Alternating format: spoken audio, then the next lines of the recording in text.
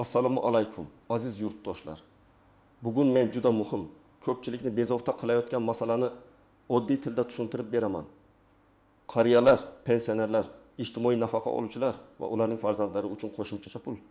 Bir martalik yordam, kompensatsiya yoki 20 million so'm berilyapti degan gaplar qanchalik to'g'ri? Uni olish kerakmi, kerak emasmi? Olsa keyin pensiyaga zarar qilmaydimi? Olish uchun kimga murojaat qilish kerak? Aldanib qolmaslik uchun nimalarga e'tibor berish shart? Bu ma'lumot har bir oilaga tegishli. Chunki deyarli har birimizning uyimizda ota-onamiz, buvijonimiz, bobojonimiz yoki yordamga muhtoj yaqinimiz bor. Bugungi videoni oxirigacha ko'rsangiz, qaysi holatda pul olish mumkinligini, qaysi holatda esa sizga 2 million chiqdi degan gap firibgarlik bo'lishi mumkinligini aniq bilib olasiz. Hozirning o'zida kanalga obuna bo'ling, videoga like bosing. Chunki bunday ogohlantirishlar ko'p odamni aldovdan saqlab qoladi. Avval qanday edi? Odamlar pensiya yoki nafaqa masalasida odatda mahalla, pensiya jamg'armasi, ijtimoiy himoya bo'limi yoki bankka borardi. Hujjat topshirardi, ariza yozardi, keyin javob kutardi. Ko'p hollarda pensionerlar o'z huquqlarini to'liq bilmagani uchun qo'shimcha to'lov, kompensatsiya, moddiy yordam, subsidiyalar, protez ortopediya vositalari, dori-darmon imtiyozlari yoki kommunal yordamlar haqida kech eshitardi. Endi vaziyat o'zgaryapti. Davlat xizmatlari ko'proq elektronlashmoqda. Inson ijtimoiy xizmatlar markazlari, mahalladagi ijtimoiy xodimlar, yagona interaktiv davlat xizmatlari portali, bank ilovalari, SMS xabarnomalar orqali ko'p jarayonlar yuritilmoqda. Bu bir tomondan qulay, odam sarson bo'lmaydi, ma'lumot tezroq tekshiriladi, lekin ikkinchi tomondan xavf ham ko'paydi. Firibgarlar ham aynan shu elektron yordam, kompensatsiya, pensionerlarga qo'shimcha 20 million degan gaplar bilan odamlarni chuv tushirishga urinmoqda. Men bugun bir narsani juda aniq aytaman. Har qanday qo'shimcha pulni olishdan oldin uning manbasini tekshirish kerak. Agar pul davlat tomonidan beriladigan qonuniy yordam bo'lsa, uni olishdan qo'rqish shart emas. Lekin sizdan karta raqami bilan birga SMS kod, pasport rasmingiz, plastik kartaning orqa tarafidagi CVV kodi yoki oldin AVM 1000 to'lab qo'ying deysa, bu juda katta xavf belgisi. Davlat yordami olish uchun hech kim sizdan karta parolini so'ramaydi. Ko'p tomoshabinlar menga pensionerga 20 million so'm berilar ekan, rostmi deb yozadi. Men bunday savolga doim shunday javob beraman. Pulning nomi nima? Qaysi qaror asosida? Qaysi tashkilot beradi? Kimlarga beriladi? Bir martalikmi yoki har oylikmi? Ariza kerakmi yoki avtomatik tushadimi? Mana shu savollarga javob bo'lmasa, xabarni darhol ishonchli deb qabul qilish mumkin emas. Masalan, birinchi holatni olaylik. 72 yoshli otaxon pensiya oladi. Unga Telegram orqali sizga qariyalar uchun 1000 so'm yordam tasdiqlandi. Quyidagi havolaga kiring degan xabar keladi. Havolaga kirsa, pasport ma'lumoti, karta raqami, SMS kod so'raladi. Ota davlatdan yordam ekan deb o'ylaydi. SMS kodni kiritganidan keyin kartasidagi pensiya puli yechib olinadi. Bu yerda xatolik nimada? Xatolik shundaki, SMS kod hech qachon begona odamga berilmaydi. SMS kod bu sizning elektron imzoingizga o'xshaydi. Uni bergan odam pulni o'zi yechib olishga ruxsat bergandek bo'ladi. Ikkinchi holat, 68 yoshli ayol yolg'iz yashaydi. Pensiyasi 200 ming so'm atrofida. Dori-darmonga ko'p xarajat qiladi. Mahalla ijtimoiy xodimi kelib, uning yashash sharoitini o'rganadi, daromadini, sog'lig'ini, yolg'izligini, farzandlari yordam bermasligini tekshiradi.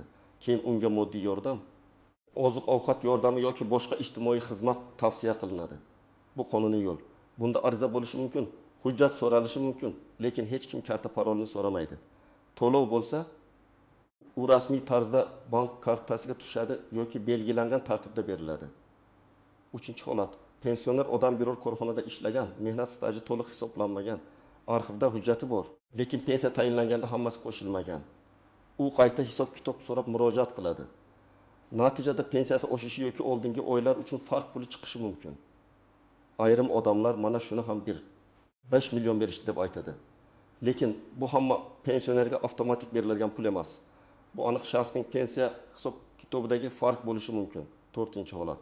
Ba'zi bayramlar, maxsus sanalar yoki ijtimoiy himoya dasturlari doirasida ayrim toifadagi fuqarolarga bir martalik pul ajratilishi mumkin. Masalan, urush qatnashchilari, nogironlik bo'lgan shaxslar, boquvchisini yo'qotganlar, kam ta'minlangan oilalar, yaqayolg'iz keksalar, alohida ro'yxatdagi ehtiyojmandlar. Bunday to'lovlar bo'lsa, odatda rasmiy manbalarda e'lon qilinadi. Tuman hokimligi ijtimoiy himoya organi, pensiya jamg'armasi yoki bank orqali ma'lumot beriladi. Lekin hamma qariyalarga 21 million faqat bugun ro'yxatdan o'ting degan gap ko'pincha shubhali bo'ladi. Kimlar ayniqsa e'tiborli bo'lishi kerak? Birinchi navbatda yolg'iz yashaydigan pensionerlar. Chunki firibgarlar ularni oson ishontirishga harakat qiladi. Ikkinchidan, telefon va internetdan yaxshi foydalanmaydigan keksalar. Ular havola, bot, soxta sayt bilan rasmiy saytni farqlamasligi mumkin. Uchinchidan, pensiyasini plastik kartada oladiganlar. Chunki karta ma'lumotlari o'g'irlansa pul tez yechib olinadi. To'rtinchidan, farzandlari chetda ishlaydigan yoki uyda maslahat beradigan odam bo'lmagan keksalar. Kimlar juda xavotir olmasligi kerak. Agar siz hech qayerga karta parolingizni bermagan bo'lsangiz, shubhali havolaga kirmagan bo'lsangiz, hujjatlaringizni begona odamga yubormagan bo'lsangiz, oddiy rasmiy to'lovdan qo'rqishga hojat yo'q. Masalan, davlat tomonidan tayinlangan kompensatsiya bank kartangizga avtomatik tushsa, bu sizning pensiyangizni kamaytirib yuboradi degani emas. Lekin har bir to'lovning nomini aniqlab qo'yish kerak. Bu pensiya farqimi, moddiy yordammi, subsidiya bo'yicha to'lovmi yoki boshqa turdagi nafaqami? Raqamlar bilan tushuntiraman. Deylik, bir onaxon 1.300.000 so'm yoshga doir pensiya oladi. Unga mahalla orqali 600.000 so'm moddiy yordam ajratildi. Bu yordam bir martalik bo'lsa, keyingi oydan pensiyasi 1.300.000 so'm bo'lib qolaveradi. Agar pensiya qayta hisoblanib, masalan, 1.300.000 so'mdan 1.20.000 so'mga oshsa, bu endi doimiy o'zgarish bo'lishi mumkin. Agar oldingi 10 oy uchun har oy 1.5 so'mdan farq hisoblansa, bir yo'la 1.5 so'm tushishi mumkin. Ko'ryapsizmi? 1 million degan raqam turli sabab bilan chiqishi mumkin. Shuning uchun pulni ko'rib darhol xulosa qilish emas. Sababini bilish muhim. Yana bir misol. Boboning pensiya kartasiga 25.000 so'm tushdi. U bu ortiqcha pul bo'lsa keyin qaytarib oladimi deb qo'rqadi. Bunday paytda bankdan emas, avvalo to'lov manbasidan aniqlashtirish kerak. Bank faqat pul tushganini ko'radi, lekin har doim ham nima sababdan tushganini to'liq tushuntirib bera olmaydi. Pensiyaga oid bo'lsa, pensiya jamg'armasiga murojaat qilinadi. Ijtimoiy yordam bo'lsa, inson markazi yoki mahalladagi ijtimoiy xodimdan so'raladi. Agar to'lov nomi noma'lum bo'lsa, karta ilovasidagi izoni ko'ring. SMSdagi yuboruvchi nomi tekshiring, lekin SMSdagi havolaga bosmang. Eng katta nozik jihat. Hamma qo'shimcha to'lov ham sovg'a emas. Ba'zida odamga ortiqcha to'lov xatolik bilan tushishi mumkin. Masalan, hujjatdagi ma'lumot noto'g'ri kiritilgan, 2 marta hisoblangan yoki toifa o'zgarishi vaqtida tizimda xato bo'lgan. Agar rasmiy organ keyin ortiqcha to'lovni aniqlasa, qonuniy tartibda qaytarish masalasi chiqishi mumkin. Shuning uchun katta pul tushsa va sababi tushunarsiz bo'lsa, jim turay, balki bilishmas deyish to'g'ri emas. Keyinchalik muammo bo'lmasligi uchun yozma yoki elektron tarzda aniqlashtirib qo'yish kerak. Ikkinchi nozik jihat, moddiy yordam ehtiyoj mezonlariga bog'liq bo'lishi mumkin. Ayrim yordamlar hammaga emas, faqat kam ta'minlangan, yolg'iz, nogironligi bo'lgan yoki aloqa ijtimoiy vaziyatdagi fuqarolarga beriladi. Masalan, pensionerning farzandlari bor, birga yashaydi, uyda 2-3 ta avtomobil bor. Daromadi yetarli deb baholansa, unga ayrim yordam turlari bermasligi mumkin. Bu davlat qariyalarni e'tiborsiz qoldirdi degani emas, balki yordam eng muhtojlarga yo'naltirilishi bilan bog'liq. Uchinchi nozik jihat. Ro'yxatdan o'tish va arza berish muddatlari bo'lishi mumkin. Ba'zi yordamlar avtomatik tayinlanadi, ba'zilariga esa arza kerak. Odam men ham pensionerman, nega menga tushmadi deb xafa bo'ladi. Tekshirib ko'rilsa, u ariza bermagan, hujjati yangilanmagan, yashash manzili boshqa joyda, bank kartasi faol emas yoki ma'lumotlar bazasida xatolik bor. Shuning uchun faqat qo'shnining gapiga qarab xulosa qilmang. Qo'shningiz olgan pul sizga ham aynan shu asosda beriladi degani emas. To'rtinchi nozik jihat, firibgarlar rasmiy tashkilot nomidan foydalanadi. Ular pensiya bo'limidanman, ijtimoiy himoyadanman, bank xavfsizlik xizmatidanman deb qo'ng'iroq qiladi. Hatto sizning ismingizni, yoshingizni, qaysi bankdan foydalanishingizni bilishi ham mumkin. Bu ularning haqiqiy xodim ekanini anglatmaydi.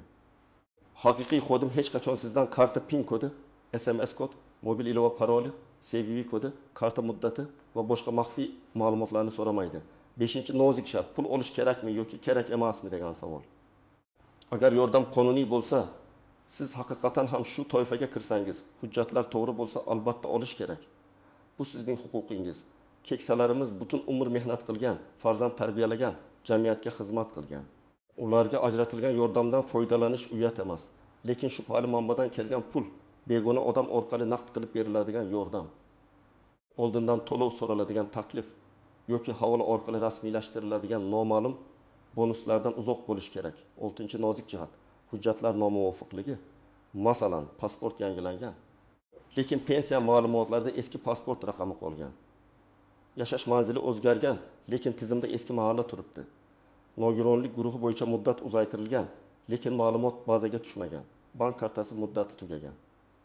Mana shunday mayda ko'ringan narsalar sabab odam o'ziga tegishli to'lovni vaqtida ola olmaydi.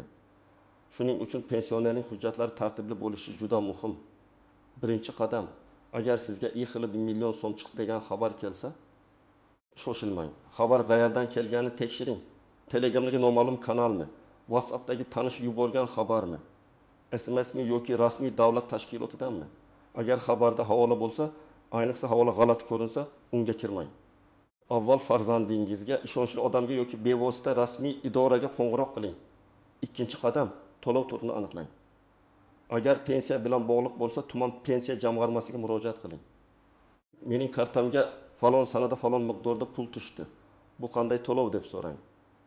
Iloji bo'lsa, yozma javob yoki kamida murojaat raqamini oling. Agar ijtimoiy yordam bo'lsa, mahalladagi ijtimoiy xodim yoki inson ijtimoiy xizmatlar markaziga boring. Agar bank kartasi bilan bog'liq shubha bo'lsa, bankning rasmiy kol markaziga o'zingiz qo'ng'iroq qiling. Sizga qo'ng'iroq qilgan odam aytgan raqamga emas. 3-qadam, hujjatlarni tayyorlab qo'ying. Odatda kerak bo'lishi mumkin bo'lgan hujjatlar: pasport yoki ID karta, pensiya guvohnomasi yoki pensiya tayinlangani haqidagi ma'lumot, nogironlik bo'lsa tibbiy ijtimoiy ekspertiza hujjati, bank karta ma'lumotlari, yashash manzili, oilaviy ahvolni tasdiqlovchi hujjatlar, daromad haqida ma'lumot, dori-darmon yoki davolanish xarajatlari bo'yicha chek va ma'lumotnomalar. Har bir yordam turida ro'yxat farq qiladi. Shuning uchun avval aniq so'rab oling. 4-qadam, arizani to'g'ri yozing. Arizada men falonchi yoshga doir pensiya olaman. Hozirgi ijtimoiy holatim sabab moddiy yordam yoki tegishli ijtimoiy xizmat ajratishingizni so'rayman deb aniq yozish mumkin. Agar pensiyani qayta hisoblash bo'lsa, mehnat stajim yoki ish haqi ma'lumotlarim to'liq hisobga olinmagan deb hisoblayman. Pensiyamni qayta ko'rib chiqishingizni so'rayman deb yoziladi. Ariza topshirilganda albatta ro'yxatdan o'tgan raqamni oling. Og'zaki aytilgan gapga isbot bo'lmaydi. 5-qadam. Farzandlar va nabiralar keksalarga yordam bering. Men yosh tomoshabinlarga alohida aytaman, ota-onangizning telefonini tekshiring. Shubhali botlarga obuna bo'lmaganmi? Bank kartasi ma'lumotlarini kimlargadir yubormaganmi? SMS kodlarini o'qib bermayaptimi? Ularga oddiy qo'yda qilib tushuntiring. Hech kimga SMS kod aytilmaydi. Hech kimga karta orqa tomonidagi raqam berilmaydi. Noma'lum havolaga bosilmaydi. Pul tushishi uchun oldin pul o'tkazing degan gapga ishonilmaydi. 6-qadam. Agar aldangan bo'lsangiz, uyalmang va tez harakat qiling. Darhol bankka qo'ng'iroq qilib kartani bloklang. Keyin ichki ishlar organlariga murojaat qiling. Telefon raqami, yozishmalar, chek, SMS, havola karta operatsiyasi skrinshotlarini saqlab qo'ying. Ko'p odam uyat bo'ladi, bolalarim bilib qoladi deb indamaydi. Firibgarlar aynan shundan foydalanadi. Tez murojaat qilsangiz, pul harakati bo'yicha iz qoldiqlarini aniqlash imkoniyati ko'proq bo'ladi. 7-qadam. Rasmiy manbalarni kuzating. Yangilik chiqdimi? Avval rasmiy tashkilot sahifalaridan tekshiring. Mahalla raisi ijtimoiy xodim, pensiya jamg'armasi, ijtimoiy himoya milliy agentligi, davlat xizmatlari markazi, bankning rasmiy kanallari orqali tasdiqlanmagan xabarga pul va hujjat masalasida ishonmang. Ayniqsa bugun oxirgi kun, faqat 30 daqiqa ichida hamma pensionerga beriladi. Ro'yxatdan o'tmasangiz kuyasiz degan bosim qiluvchi iboralar firibgarlikda ko'p ishlatiladi. Demak, azizlar, qariyalarga 21 million so'm berilyapti degan gapni eshitsangiz, darhol ishonib ketmang, lekin darhol inkor ham qilmang. Eng to'g'ri yo'l to'lov manbasini, huquqiy asosini, kimlarga berilishini va qanday tartibda olinishi kerakligini tekshirish.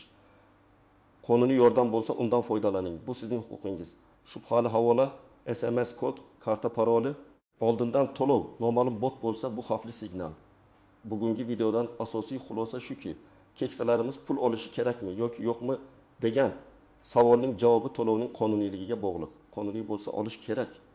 Firibgarlik bo'lsa yaqiniga ham yo'latmaslik kerak. Har bir pensioner va uning farzandlari hujjatlarni tartibga keltirsin. Rasmiy idoradan aniqlashtirsin. Shubhali ma'lumotlarni tekshirmasdan hech qanday kod va karta ma'lumotini bermasin. Sizning mahallangizda yoki oilangizda shunday holat bo'lganmi? Kimdir qo'shimcha pul olganmi? Yoki aksincha shubhali xabar kelganmi? Izohlarda yozib qoldiring, boshqalar ham tajribangizdan foydalansin. Videoga like bosing, kanalga obuna bo'ling va bu videoni ota-onangizga, qarindoshlaringizga yuboring. Bitta ogohlantirish bir insonning pensiyasini saqlab qolishi mumkin.